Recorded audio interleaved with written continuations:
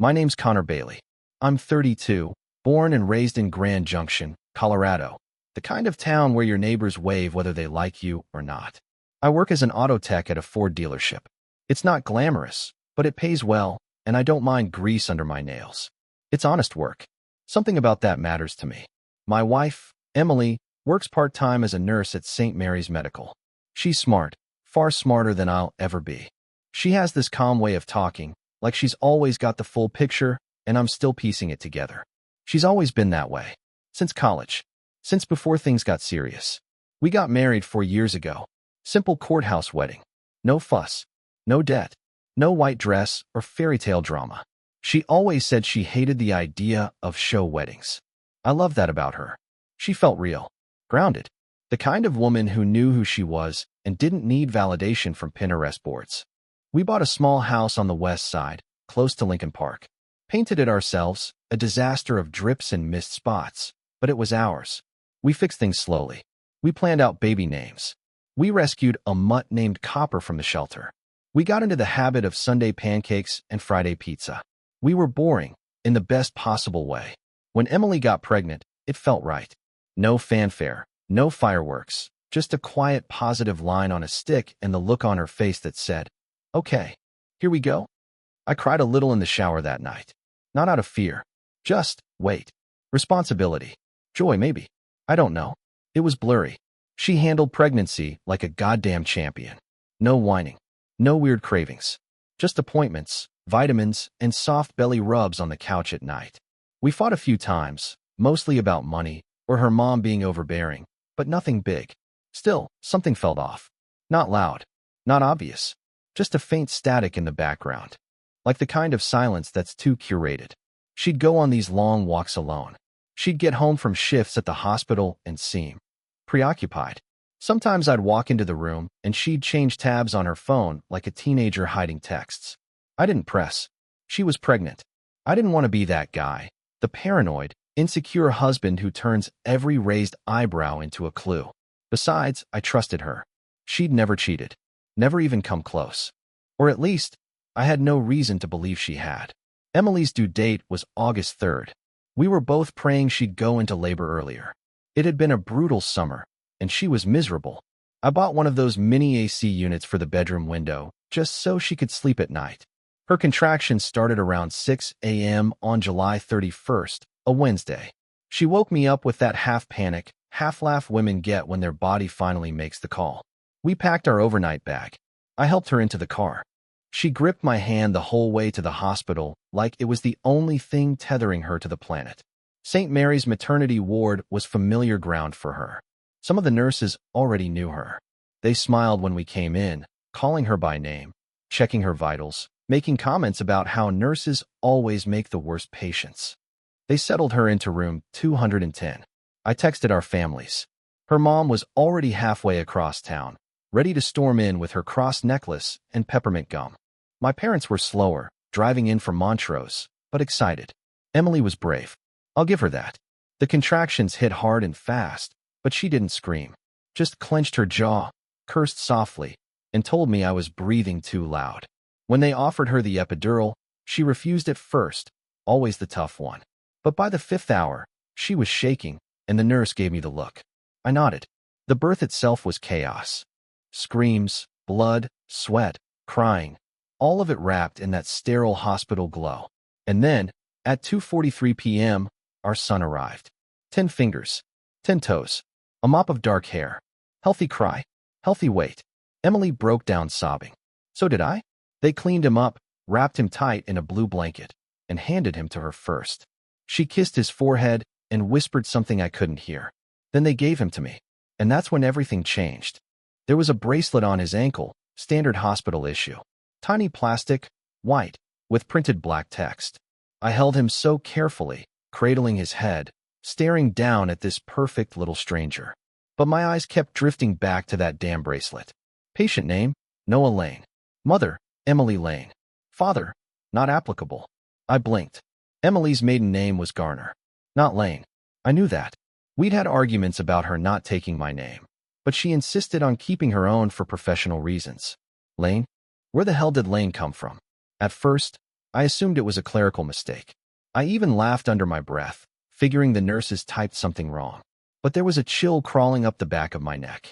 I turned to Emily, holding the baby close, and asked, "Hey, did they screw up the bracelet?" She looked at me for just half a second too long. Then she smiled. "Must have.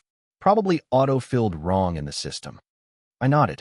But something in my chest, something primal, started to twist. Because I've been with this woman for 8 years.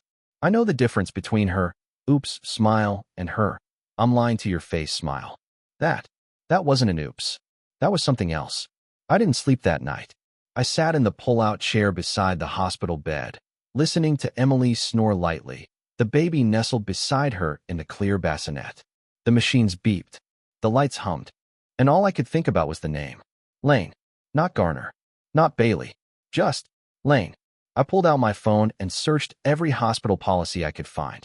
Mothers' names. Naming protocols. Autofill systems. Nothing explained it. And then I remembered something. Emily had an ex-boyfriend. From nursing school. They'd dated for over a year, back when she lived in Denver. His name? Daniel Lane. I didn't ask her about it the next morning. I couldn't. Not yet. She looked too peaceful. Pale and exhausted from the delivery, but radiant in that new mother way that makes everything around her feel like it's paused. She cradled Noah like he was made of glass, humming some half-remembered lullaby from her childhood, smiling with her eyes closed. I just watched. But inside me, the questions swirled like oil in water. The name. The way she smiled when I pointed it out. That flicker in her eye that wasn't confusion, it was recognition. I'd seen Emily surprised before. This wasn't that. No one from the hospital brought it up. No apology. No fix. That meant one of two things. Either no one noticed, or no one saw anything wrong with it. Which meant it was entered intentionally. I waited until her mom left for coffee, and the nurse took Noah for a hearing test. Just the two of us, sunlight creeping across the vinyl hospital floor. "So," I said, trying to sound casual. "That name on the bracelet. Lane." She didn't even look at me. "Yeah? That's not your name. And it's definitely not mine." She finally turned. Her eyes were heavy, but alert. They must have gotten it from somewhere. Maybe insurance? "We've been through this hospital 3 times. Prenatal visits. Blood panels. Ultrasound appointments. Not once did Lane come up." She said nothing, just shifted slightly in bed. "Emily," I said, voice tightening. "Why would they write Lane?" She stared down at her fingers, the ones she used to braid her hair, hold mine, touch my face in the dark when we didn't want to speak. Those fingers curled around the blanket now, twisting the edge like she was trying to knot her thoughts. "Finally," she said, "it's just a name." "That's not an answer." She took a breath. "Can we not do this here? I'm running on 2 hours of sleep, and I literally pushed a person out of my body less than 24 hours ago." "You think I don't know that? I watched it happen, Emily. I was there. I held your hand. I'm not trying to pick a fight." "Then stop acting like I committed some federal crime over a typo." Her tone snapped, just a little. Just enough. I leaned back, cold washing into my bones. This wasn't about a typo. It never was. After lunch, I stepped outside with my dad for air. Emily said she wanted to rest, told me to go stretch your legs, in that voice she used when she didn't want me around. My old man was leaning against his truck, sipping vending machine Coke, and telling me stories from when I was born. I wasn't listening. Not really. All I could think about was Daniel Lane. She told me once, years ago, that they'd ended things on bad terms. That he cheated. That he left her when she needed him most. I remember thinking how lucky I was that she gave me a shot. I wasn't flashy like her ex sounded. I wasn't charismatic or smooth. But I showed up. I stayed. That had always been enough. Or so I thought. I waited until I was alone again and slipped back into the hospital hallway. Emily was asleep. The baby was still in testing. I went to the nurse station. "Hey," I said, flashing the polite husband grin. "Quick question. My son's bracelet has the wrong name. Lane. Just curious where that came from." The nurse, young, red ponytail, name tag said Tori, gave a quick laugh. "Oh yeah? That gets entered at pre-admission. Usually we pull the data straight from the intake form the mom fills out. It happens a few days before labor." My heart stalled. She was pre-admitted? "Oh yeah," Tori said. "Came in 2 days before delivery. We had her in triage for a couple hours. False alarm. She filled out everything here." I blinked. "No.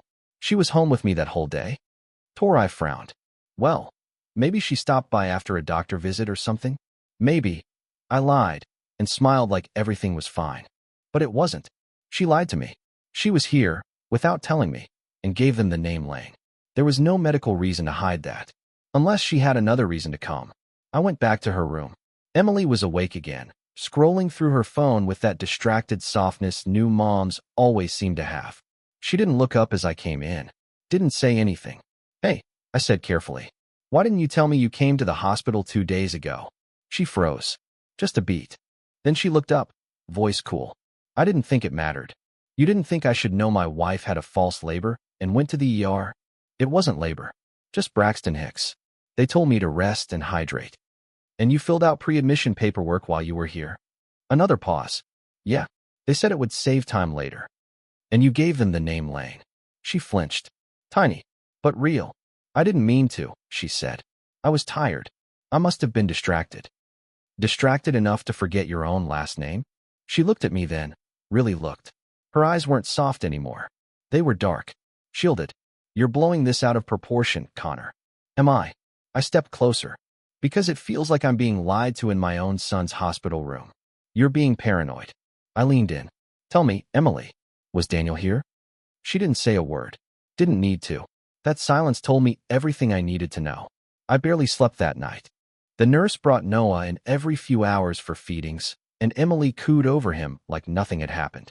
She looked like a magazine cover, that perfect tired glow, hospital light glinting off her hair, one hand curled over the tiny sleeping chest of our son. Or someone's son. I sat in the corner chair with my arms crossed, staring out the narrow hospital window. A parking lot view. Flickering orange lights. Somewhere down there, families were going home. Driving off with diaper bags and infant car seats, blissfully unaware of how quickly something beautiful can turn septic. I kept thinking of Daniel Lane. His name lived in my head now. Not loud, just persistent. Like a hum behind drywall.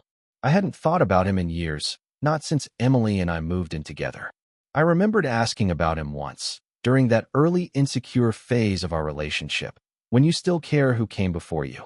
He was just a college mistake, she'd said. He wasn't who I thought he was. He's gone. Has been for a long time. But now his name was on my son's ankle. And my wife had gone to the hospital 2 days before labor, without telling me, and entered that exact name into official paperwork. Coincidence? No, this wasn't forgetfulness. It was choice. And choices always have context. The next morning, I left early. I told Emily I was going home to grab clean clothes and feed the dog. She didn't protest. She looked relieved.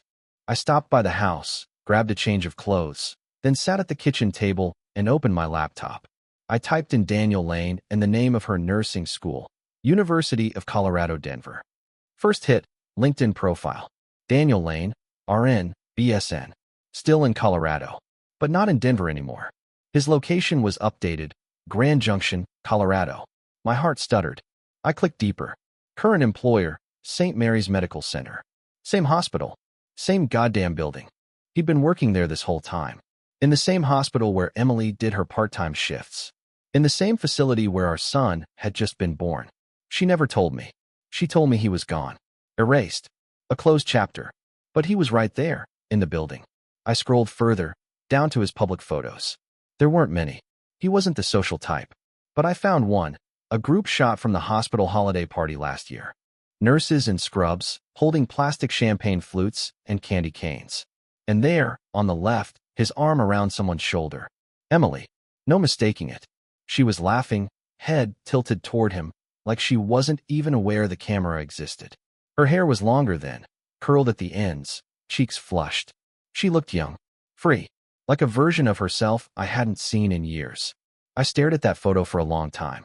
My fingers hovered over the trackpad. Every part of me screamed to close the browser, to delete the image and pretend it didn't exist. But I couldn't, because now I knew. This wasn't about suspicion. It wasn't about insecurity. It was about proof. She'd been seeing him. At work. Behind my back. All this time. And now, with a name printed on a hospital bracelet, she'd left a breadcrumb trail even she couldn't explain away. When I got back to the hospital, the tension was thick. She didn't ask where I'd been. I didn't offer. We barely spoke all day. Her mom came by with a ridiculous balloon bouquet, clucked about Noah's cheeks, took a million photos, and left just before dinner. A nurse brought us turkey sandwiches and warm jello. We didn't eat. She sat staring at the TV. I sat staring at her. Finally, she said it.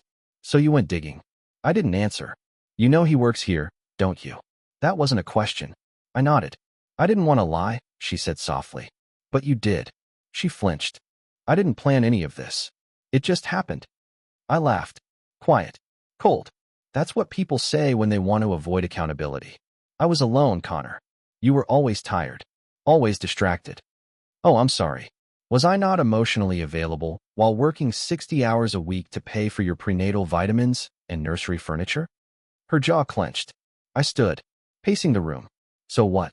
Did you meet up in a closet between shifts? Was this some Grey's Anatomy fantasy you decided to play out behind my back? Stop. You gave his name to the hospital, Emily. I panicked. You were calm enough to fill out a form. Silence. Then, it was one time. I turned. She was crying now. Quiet tears, rolling down both cheeks. I swear to God, Connor. It was one mistake. He stopped by to check on me. I didn't know he still worked here until I ran into him 2 months ago. He was nice. He asked about the baby. I told him it wasn't his. I made that clear. But you still let it happen. She didn't deny it. Just shook her head. I was scared. You weren't there. I was at home, Emily, waiting for your call. I didn't think I needed to call you. Her voice cracked. Not from shame. From exhaustion. I thought maybe I wasn't ready to be a mom. Or a wife. I was drowning and didn't know how to say it out loud. So you said it with your body. She winced like I slapped her. Good. The baby stirred in the bassinet. Little fists opening and closing. Oblivious. I looked at him. At his tiny nose. His unblinking eyes. I didn't see myself. And suddenly I didn't know if I ever had. The hospital discharged Emily and Noah on a Saturday. The sky was gray, thick with low clouds like the weather couldn't decide if it wanted to rain or collapse. We packed our things in silence. The diaper bag, the little blue hat, the signed papers, the fake congratulations from nurses who didn't know they were sending a bomb home in a car seat. I carried Noah out to the car, buckled him in like I'd practiced. My hands didn't shake, but they felt wrong, like they didn't belong to me anymore. Emily walked behind me, slow from the stitches, one hand on her abdomen. I didn't offer to help. She didn't ask. The ride home was quiet. Just the sound of the baby snuffling in the back seat and the GPS voice reminding us which turns we'd taken 1,000 times before. I don't know what I expected to feel when we pulled into the driveway. But it wasn't this. Nothing. Home wasn't home anymore. It was a stage. She walked straight to the nursery with Noah, didn't even look at me. I watched her from the hallway, the way she touched everything like it was sacred. The rocking chair, the mobile, the stack of folded onesies I washed and organized by color last week. I wondered if she touched Daniel like that. With reverence. I finally spoke. I need a paternity test. She didn't turn around. Connor, I'm not doing this in limbo. Not with his name on my son's body and your lies still fresh in the air. He's your son. You don't get to say that anymore. Now she turned. Her face pale, hollow. Do you even hear yourself? Every word. Loud and clear. I made a mistake, she whispered. One mistake. You made a choice. You reached for him. You let it happen. And then you named the child with his last name in a hospital that you knew he worked in. Do you know how insane that sounds? How cruel. I didn't name him after him. The bracelet says otherwise. She stepped toward me, slow, as if approaching a wild animal. Connor, I swear, I don't even want Daniel in my life. I panicked. The hospital form asked for a last name. I didn't want to write yours. My jaw tightened. Say that again. She stopped herself. Her lips pressed shut like she realized what she'd just revealed. You didn't want to write my name. I was scared. I didn't know if we were okay. So instead of talking to me, you replaced me. I stepped back, stomach hollow. I looked up his schedule, I said. He was working the night you came to pre-admit. Triage nurse. Checked in a Jane Doe pregnancy case just before midnight. Her face turned to glass. You didn't even use your name. I couldn't. You could have told me the truth before the birth. You could have said something. Anything. I thought maybe it was yours. I wanted it to be yours. But you knew it might not be. She collapsed into the rocking chair, shoulders trembling. But no tears this time. I think she was out of them. So was I? That night, I didn't sleep. I couldn't stay in the same bed with her. I lay on the couch, staring at the ceiling fan, watching the blades blur until my vision darkened at the edges. Sometime around 3 a.m., I got up and walked into the nursery. Noah was asleep in the bassinet. Tiny, peaceful, a blank canvas. I crouched beside him, heart pounding, trying to find something of me in his face. My chin, my eyes, my mother's nose. Nothing obvious. But babies change. That's what people say, right? Maybe I was trying to lie to myself. Maybe I was clinging to a version of truth that didn't exist anymore. A version where the woman I married hadn't betrayed me while I was out buying groceries and baby formula. I whispered his name. Noah. It felt foreign on my tongue. Not because of him, but because I didn't know who he belonged to. The next morning, I booked the test. I didn't tell her. I just did it. She watched me pack the baby into the car seat, mouth parted like she wanted to speak, but I didn't let her. I'm taking him, I said. I need to know. She didn't argue. She just nodded. She knew better than to fight it. The clinic was cold. Paper walls. Cheap pens. A nurse with a kind face who said, "This must be difficult, and we do our best to be fast and discreet." I swabbed the baby's cheek. My own. Signed a few lines. They told me I'd get results in 48 hours. I didn't go home. I drove. For hours. Out past the city limits. Through the canyons. Along the Colorado River where the land opened wide like it was trying to swallow my thoughts. I didn't cry, but I wanted to. I pulled over at some forgotten rest stop and stared at my reflection in the rearview mirror until the sun dipped low. What if he wasn't mine? What if he was? Would that change anything?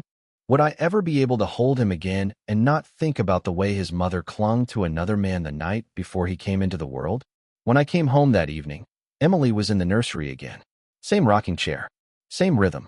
She looked up as I entered. I thought maybe you weren't coming back. I considered it, I said. She nodded. A long silence stretched between us. The kind that hurts your chest. I never wanted to hurt you, she said. But you did. I know. She stood, walked over to me, slow and fragile. Whatever the test says.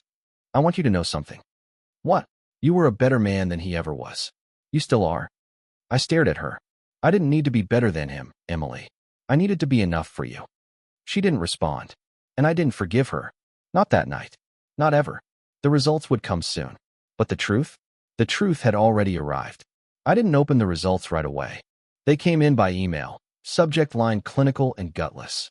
Paternity test results. Confidential. Just sitting there in my inbox, quiet as a noose. I stared at it for hours. Kept the phone in my pocket like it was radioactive. Took the dog on 3 walks. Washed the dishes by hand, even though we had a dishwasher. Reorganized the toolbox in the garage. Anything to delay it. Anything to pretend there was still a version of reality where I could control what was coming. Emily watched me from the kitchen doorway while I moved around like a man possessed. You gonna read it? She finally asked. I nodded, but didn't move. The baby started crying upstairs. She didn't go to him. Neither did I. We just stood there, listening, like the sound was judgment itself. Eventually, I sat on the edge of the bed and opened the email. The message was short. Brutal. Probability of paternity, 0%. I didn't feel the ground fall away. There was no cinematic crash. No primal scream. No blackout. Just silence. Internal. Total. Final. I didn't tell Emily right away. She watched me from the hall like she already knew. I placed the phone face down on the nightstand and walked past her without a word. Outside, the sky had turned to glass, clear, blue, and offensively bright. People were mowing lawns, kids were riding bikes. Normal life had the audacity to keep happening. I sat on the porch steps and stared at the street, wondering how many of my neighbors were living in delusions. How many dads were waving at school buses, thinking their kids carried their DNA when they didn't. There was a strange, bitter comfort in the idea that I wasn't alone in this kind of betrayal. Maybe we were all just pretending, smiling through lies we could never prove. I envied those people, because I had proof. Emily came out after a while, baby monitor in hand. He's asleep, she said softly. I didn't respond. She sat next to me, knees pulled to her chest like she was trying to disappear. After a long silence, she asked, "Do you want me to leave?" I looked at her, really looked, and saw a stranger. "No," I said. "I'm leaving." Her lips parted like she wanted to stop me. But she didn't. Because what could she say? The test didn't lie. She did. I packed a duffel bag with essentials. A few shirts, jeans, toothbrush, wallet. I didn't take everything. Didn't want to. The house felt like a crime scene now. Every corner soaked in things unsaid, moments stolen, futures hijacked. I called my brother Jason. Told him I needed a place for a while. He didn't ask questions. Come over, he said. Guest room's open. I didn't say goodbye to Noah. Couldn't. Wouldn't. I walked past his room without looking in. Emily stood at the bottom of the stairs, arms crossed, mascara smeared from a cry I hadn't witnessed. I'm sorry, she whispered. I know, I said, but I didn't forgive her. Not in that moment. Maybe not ever. Living with Jason felt like floating. Detached. He didn't ask much. Gave me space. We watched sports in silence. Ate takeout. Took turns ignoring the elephant in the room. One night, 3 days after I moved in, he broke the silence. You sure he's not yours? He asked. I didn't answer. I mean, you could raise him anyway, he offered. Lots of guys do. I looked at him, blank. Would you? He hesitated. I don't know. Then don't ask me to. That shut him up. Emily started texting again on the 5th day. He smiled today. Thought you'd want to know. He looks more like you every time I hold him. Please don't disappear. I didn't respond. Not because I didn't feel something. I did. But it wasn't love. It was grief. Not for the baby. For the life I thought I had. For the man I used to be before trust became a corpse in our house. One night, I drove past the hospital. Just sat there in the parking lot, staring up at the windows. I wondered which one she was in 2 weeks ago. Which hallway she walked down with him. I pictured it all. The quiet laughter, the lingering looks, the soft betrayal sealed behind blue scrubs and hospital walls. Did Daniel know? Was he laughing somewhere, knowing he'd slipped past me and left a permanent mark? Or did he walk away clueless? Either way, I hated him, but not more than I hated myself for missing the signs. The next morning, I went home, just for a few things. Emily was in the kitchen when I walked in, robe tied tight, hair a mess, dark circles under her eyes. She didn't say anything. I didn't either, until I opened the fridge and saw it. A note, magnet to the freezer door. In her handwriting, if you ever change your mind, he'll be here. He's yours even if your blood says otherwise. He's loved. I'm sorry. I stared at it for a long time. Then I crumpled it up and threw it in the trash. Later that week, I filed paperwork. Voluntary acknowledgement of non-paternity. A clean break. Legal distance. The state wouldn't chase me for child support. Wouldn't name me on the birth certificate. Wouldn't list me as the father. I'd be erased. In every official way. But that bracelet? I kept it. Still had it tucked in the glove box of my truck. Baby Boy Lane.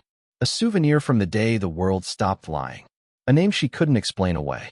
It's been 7 months since Noah was born. I don't live in Grand Junction anymore. I moved east, not far, just enough to feel like a different chapter. I rent a second-story apartment above a mechanic shop in Glenwood Springs. The walls are thin, but the noise is comforting. Makes me feel less alone. I've stopped counting the days since I left. It doesn't matter anymore. Grief doesn't work like a countdown. It's not a staircase. You don't climb out. You just learn how to walk with the weight strapped to your back. Most days I wake up before the sun. Old habits. I still drink the same shitty black coffee. Still stare out the window as it brews, watching the town come alive. Headlights cutting through mist, joggers with earbuds, kids waiting for buses. They all look like they have somewhere to be. For a long time, I didn't. Now I just work. Fix cars. Change oil. Rebuild things that can be put back together. It helps. I haven't spoken to Emily in 2 months. She still sends the occasional message. Little pieces of a life I no longer share. He stood up today. No hands. He said his first word. It wasn't mama. He laughs when he sees dogs. I thought of Copper. I never respond. But I read them. Every one. Like a ritual I don't know how to stop. There's no venom in her words anymore. No pleading, no manipulation. Just these quiet offerings. As if she's building a shrine to the version of us that used to exist. And me? I'm just the ghost that used to live inside that house. Daniel never reached out. I don't know if he even knows. Emily said he didn't want anything to do with the baby. That he disappeared after their one-night disaster. Maybe that's true. Maybe not. I stopped caring about the fine print a long time ago. He got what he wanted. A piece of her. A fracture in me. A shadow in a crib I once believed held my future. I still have the bracelet. It sits in a drawer next to my passport and a photo of my parents when they were young. I found it one night while looking for something else, unfolded it like a letter. Baby boy Lane. The plastic is bent from how tightly I'd held it that day. I used to stare at it like it was a riddle, like I could find some justification hidden between the printed letters. Now it's just a fact. Cold. Simple. Permanent. Some nights I still dream about the birth. It's strange. I don't dream about the betrayal or the hospital room after the truth came out. Just the moment he was born. The cry. The weight of him in my hands. Emily's face, exhausted and beautiful. The nurse saying, "You have a son." Sometimes I wake up with the name Noah still in my throat. And I have to remind myself, he's not mine. Not by blood. Not by paper. Not anymore. I dated someone briefly. Her name was Harper. Divorced. No kids. She was kind, had a nervous laugh and a habit of touching her necklace when she talked. It lasted 6 weeks. She asked me once, "What happened to your marriage?" And I told her the truth. I watched her face change. She didn't run, didn't flinch, but I could see the switch flip behind her eyes, the knowledge that she'd stumbled into something broken and sharp. She didn't call me after that, and I didn't blame her. The hardest part isn't losing Emily, or even losing Noah. It's losing the version of myself that believed everything was real. The man who painted nursery walls, who practiced swaddling on a stuffed bear, who drove across town at midnight to find the right pacifier brand because she said it was the only one he liked. That man died somewhere between the bracelet and the test results. Now I'm just learning how to breathe in his absence. I saw them once. By accident. I was driving through Grand Junction to visit my parents. I took the long way by instinct, muscle memory pulling me through old streets. And there they were, walking along Main Street. Emily pushing a stroller. Noah's face barely visible beneath the canopy. She didn't see me. I pulled over, parked a block away, and watched from behind a coffee shop window. They looked happy. Not loud, not glowing, just content. She was smiling down at him, pointing at something in a shop window. He kicked his feet in the stroller, laughing. I sat there for almost 10 minutes. And then I got up and left without saying a word. Some stories don't end with redemption. Some wounds don't close. Sometimes, the best you get is survival. The quiet understanding that you were hurt, that you won't heal the way you hoped, but that you're still here anyway. You get up. You work. You learn to live with the scar. I don't know who Noah will become. I don't know if Emily will tell him the truth. But I do know this. On the day he was born, I held him in my arms. I whispered his name. I loved him like he was mine, even if he never was. And maybe that counts for something.